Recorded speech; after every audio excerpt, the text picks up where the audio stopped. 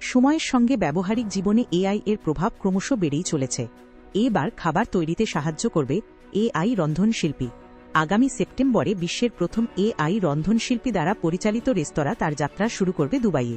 রেস্তোরাঁটির নাম উহু। রেস্তোরাঁটির কর্ণধার জানিয়েছেন, সেখানে খাবার তৈরির ধরন থেকে শুরু করে পদের নির্বাচন সবটাই করে দেবে একটি এআই এজেন্ট, যার পোশাকি নাম শেফ এআই ম্যান। তবে একই সঙ্গে রেস্তোরাঁটি দাবি করেছে, সেখানে এআই থাকলেও খাবার তৈরি করবেন মানুষেরাই। একটি সাক্ষাৎকারে রেস্তোরাঁর অন্যতম কর্ণধার আহমেদ অয়টুন কাকির বলেন, খাবার মানুষই রান্না করবেন, কিন্তু এআই সেখানে নতুন নতুন ধারণা তৈরি করতে সাহায্য করবে, যা সারা বিশ্বের খাদ্যরসিকদের অন্যরকমের অভিজ্ঞতা উপহার দেবে।